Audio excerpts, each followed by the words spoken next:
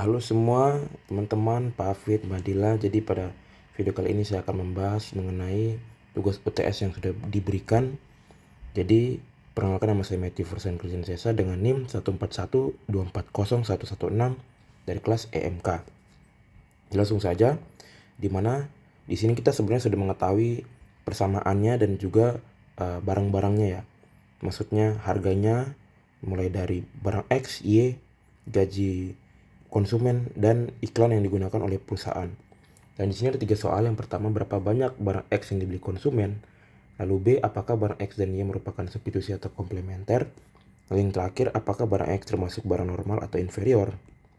Jadi yang pertama, kita mengetahui bahwa PX tadi adalah 235.000, P adalah 275.000, M atau gaji dari konsumen adalah 40 juta, dan harga dari periklanan yang dibayarkan oleh perusahaan adalah 500 juta. Jadi setelah kita mengetahui, kita sebenarnya tinggal memasukkannya aja ke dalam sebuah persamaannya, dimana tadi 500 itu dikurang 3 PX kurang 2 PY kurang 0,05 M ditambah 4A, dimana kita dapatkan di sini, kita masukkan rumus yang diketahui ini ke dalam sebuah persamaannya, dimana 500 dikurang 3 kali 235 dikurang 2 kali 275 dikurang 0,05 kali 40 dan ditambah tadi A-nya adalah 500, 4 kali 500, dimana di sini kita dapatkan hasilnya adalah 500 kurang 705 kurang 550 kurang 2 ditambah 2000, dimana jika kita totalkan semua, maka hasilnya adalah 1243. Dan tadi yang ditanya adalah unit barang X, maka hasilnya adalah 1.243.000 unit barang X. Lalu lanjut ke pertanyaan kedua, yaitu apakah barang X dan Y merupakan substitusi atau komplementer? Kita sebenarnya bisa melihat dari negatif 2PY, karena di situ lambangnya adalah atau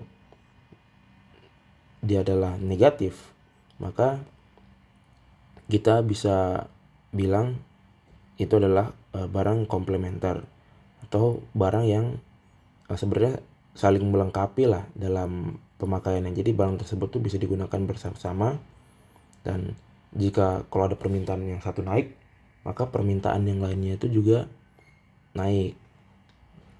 Lalu selanjutnya yang C, yaitu apakah barang X termasuk barang normal atau inferior? Kita bisa melihat dari koefisien M-nya tadi, dimana dia bernilai negatif 0,05. Jadi saat pendapatan naik, maka permintaan X itu turun. Jadi bisa dibilang barang tersebut itu adalah barang yang inferior. Nah, selanjutnya kita lanjutkan ke nomor 2, dimana di soal nomor 2 ini sama dengan nomor 1, dia ada 3 soalnya juga. Dan di sini yang pertama itu soalnya yaitu kita disuruh untuk menghitung elastisitas harga permintaan. Yang kedua, jelaskan apakah permintaannya itu apakah dia elastis, inelastis, atau unitary. Lalu yang terakhir, bagaimana dampak perubahan harga terhadap pendapatan total usaha Anda. Jadi langsung aja, yang pertama, kita mengetahui tadi P1-nya adalah 25.000, harganya 25.000, dan jumlah barang yang pertama itu tadi ada 200. Lalu yang harga kedua yaitu menjadi 25.000, dan tadi barangnya ditambahkan menjadi 50 ya. Dan ditambah 50, penjualannya naik, dan kuantitas barangnya juga naik jadi 250. Lalu kita buat saja rumusnya, yaitu ID sama dengan harga per Q atau kuantitas dikali delta Q per delta P, dimana di sini P-nya isinya adalah P1 25.000 per Q1, yaitu 200 dikalikan delta Q atau total dari kuantitas barang yang ada, dimana bukan total, maksudnya di sini kuantitas barang yang ada itu antara Q1 dengan Q2 itu kita kurangi, sama juga dengan delta P, di mana harga P1 dengan harga P2 itu kita kurangi. Nah, yang dimana hasilnya adalah kita mendapatkan jawabannya yaitu 25.000 per 200 dikali negatif 50 per 5.000, dimana setelah kita kalikan kita mendapatkan sebuah hasilnya yaitu negatif 125 per 100, dimana hasilnya ini jadinya sama dengan negatif 1,25, dimana jika kita masukkan ke pertanyaan tadi apakah permintaannya ini elastis, inelastis, atau unitary, maka permintaannya adalah elastis karena ED-nya itu lebih besar daripada 1, atau permintaannya bisa dibilang elastis karena presentasi perubahan permintaannya lebih besar daripada perubahan harga, dan juga saat harga turun itu pendapatan totalnya itu naik. Lalu yang terakhir, bagaimana dampak perubahan harga terhadap pendapatan total usaha Anda? Nah, jadi di sini kita bisa menggunakan sebuah rumus total revenue di mana price dikali kuantitas, di mana tadi TR yang pertama 25.000 dikali 200 itu adalah 5 juta, atau sebelum harganya 25.000. Lalu yang total revenue kedua yaitu 20.000 dikalikan 250 sama dengan 5 juta, yaitu sesudah harganya 20.000, dimana pendapatan total ini tidak berubah.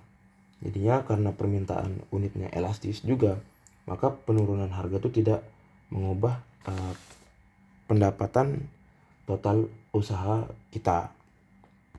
Selanjutnya yaitu dari nomor 3.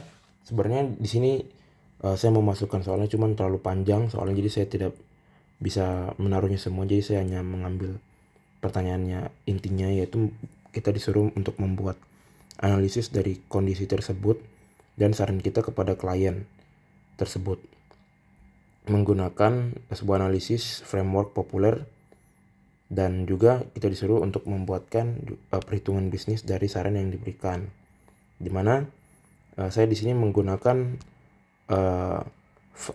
frameworknya menggunakan SWOT, dimana dari SWOT ini tadi kelebihannya itu dengan kasus yang ada kita bisa melihat kekuatannya yaitu pengalaman bisnisnya itu selama 15 tahun, lalu reputasinya yang kuat di industri mebel juga, lalu ada EBITDA 45% yang menunjukkan efisiensi operasional tinggi, lalu yang kedua memiliki kas 50 miliar, yang ketiga yaitu brand dan jaringan pelanggan yang sudah terbentuk. Lalu untuk kelebihannya nah yang pertama itu net profit margin itu menurun dari 10% ke 7%. Lalu yang kedua, inovasi produk masih terbatas pada pasar lokal. Dan yang ketiga, biaya pemasaran belum optimal. 4, ketergantungan pada pasar domestik. Lalu peluangnya, yang pertama potensi ekspansi ke pasar digital dan ekspor. Lalu yang kedua, tren meningkat pada furniture ramah lingkungan dan minimalis. Lalu yang ketiga, permintaan dari sektor properti dan kafe bertumbuh. Lalu yang keempat, peluang investasi di obligasi 9% untuk pendapatan pasif. Lalu ancamannya, yang pertama itu persaingan meningkat dari merek baru dan impor murah. Lalu yang kedua, biaya bahan baku naik. Yang ketiga, perubahan tren konsumen cepat. 4, kondisi ekonomi bisa menekan daya beli dari masyarakat itu sendiri. Lalu selanjutnya di sini adalah analisis tiap alternatif strategi, di mana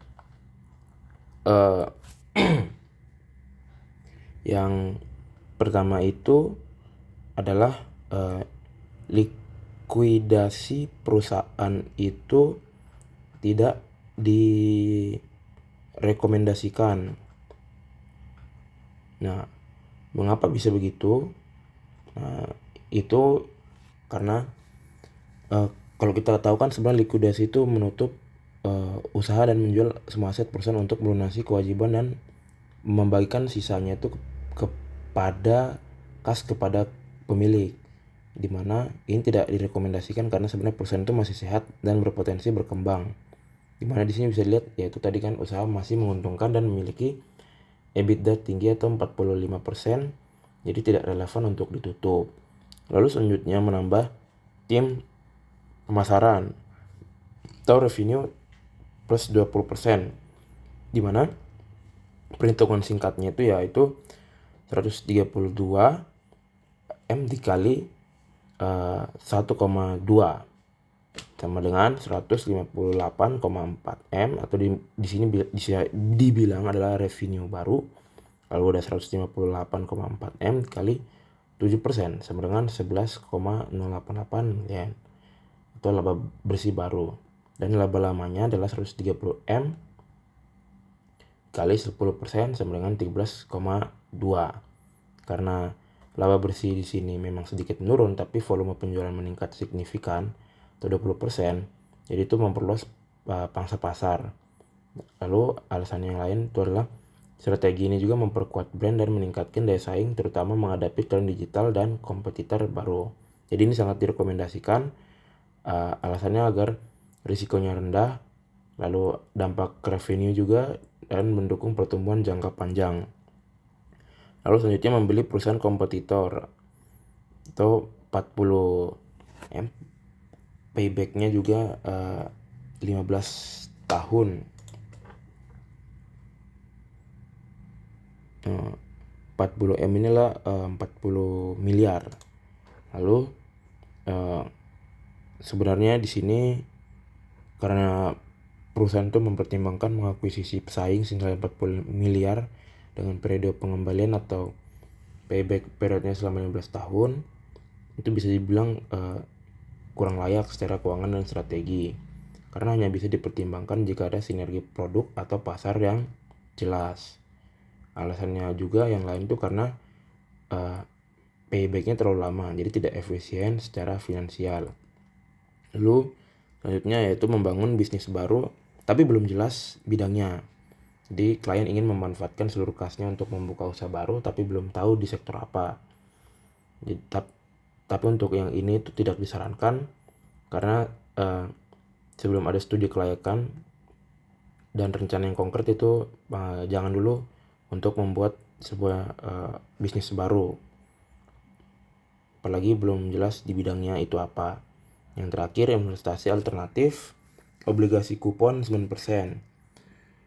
Penjelasannya itu instrumen investasi dengan tingkat kupon 9% per tahun itu lebih tinggi dari bunga bank 5%. Alasannya dia tuh memberikan pendapatan pasif stabil dengan risiko yang rendah dan juga bisa dipakai bersamaan dengan strategi pemasaran atau diversifikasi, di mana ini sangat direkomendasikan sebagai strategi pendukung. Selanjutnya kesimpulan akhirnya yaitu berdasarkan analisis keuangan dan risiko, strategi terbaik untuk klien adalah menambah tim pemasaran guna meningkatkan penjualan dan memperluas pasar, serta menginvestigasikan sebagian kas pada obligasi 9% untuk menjaga pendapatan pasif dan likuiditas. Strategi ini juga memberikan keseimbangan antara pertumbuhan, keamanan finansial, dan keberlanjutan jangka panjang. Jadi sekian yang bisa saya jelaskan dan presentasikan. Jika ada yang belum jelas atau mungkin masih salah, mohon dimaafkan. Sekian dan terima kasih.